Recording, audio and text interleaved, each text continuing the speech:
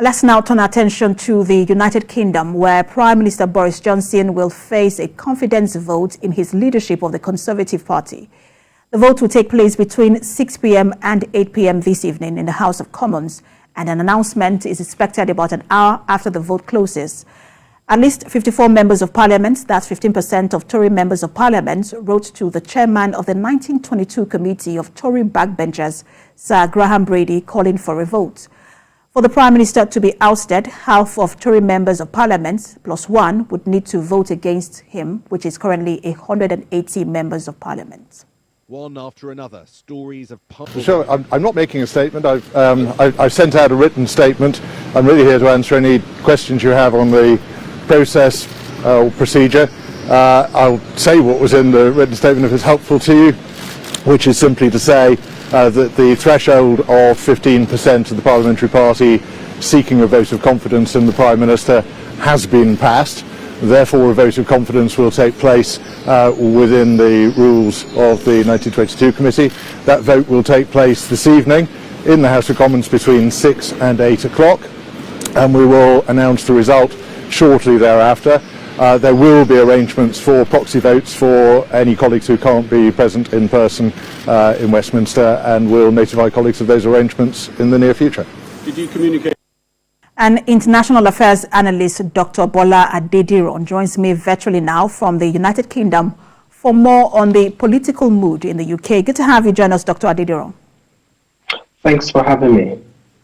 Right, let's just pay attention to what is now being called magic numbers. Let's start with 54, which is 15% of the Tory members of parliament who triggered this vote.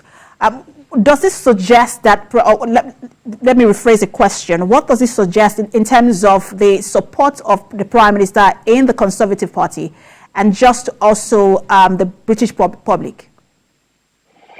Well, 54 MPs sending letters to the 1922 committee saying that they no longer have confidence in the Prime Minister is not surprising, because obviously, as you have reported several times in the past few months, there has been indication that this was in the pipeline. There were attempts to trigger a vote of no confidence just before the war in Ukraine in February, and the Prime Minister was able to stave that off, partly because of the events in Ukraine. So this is not surprising that the threshold has been met. Obviously, what we were hearing over the weekend was that there were calls to Conservative backbenchers to withdraw their letters, partly because there is a by-election coming up by the end of the month. And there were feelings that if Boris Johnson, if the vote is taken today, there are indications that Boris Johnson might win. And if he wins, obviously, as you know, is immune from a leadership challenge for the next 1 year. So Conservative members were suggesting that the votes the letters should be withdrawn so that the result of the by-election by the end of the month may impact on how Conservative members think. But I'm not surprised that 54 members have expressed a vote of no confidence in the Prime Minister, because I think this is long coming.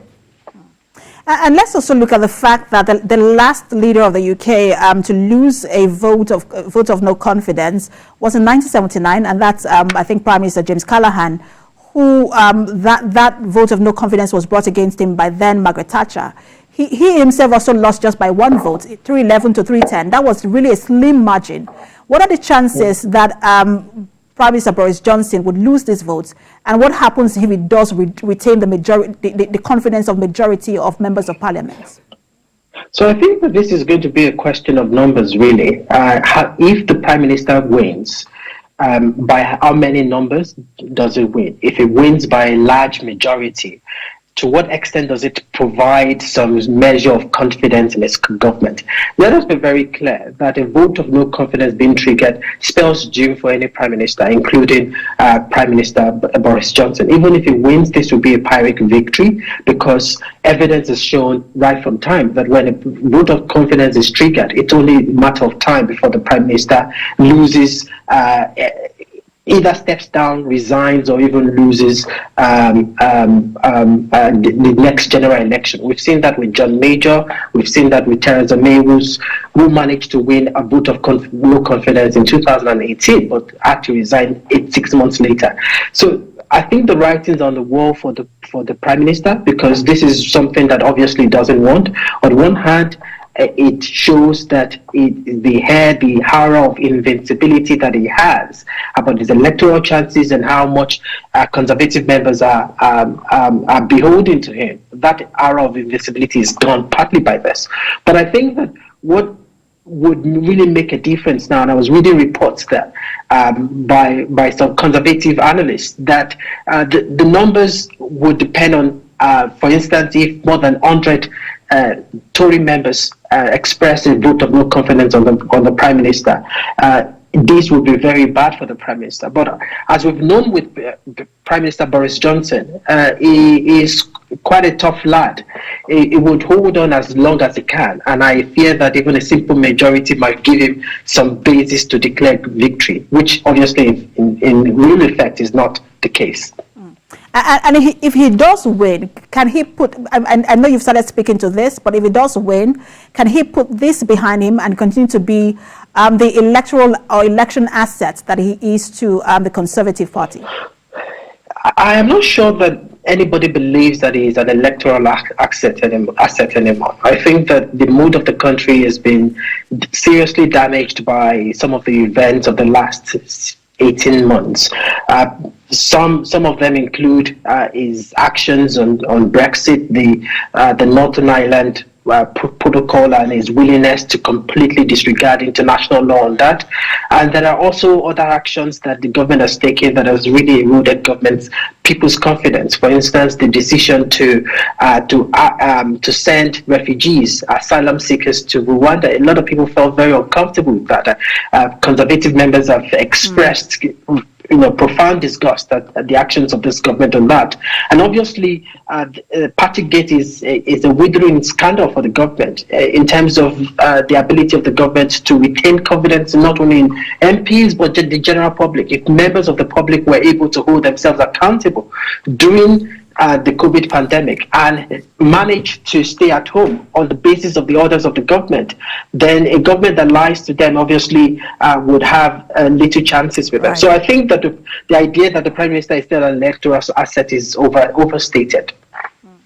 That vote is taking place between 6 p.m. and 8 p.m. today. We'll continue to watch out for it and the results that follow. Thank you so much for talking to us as always, Dr. Bola Adediro.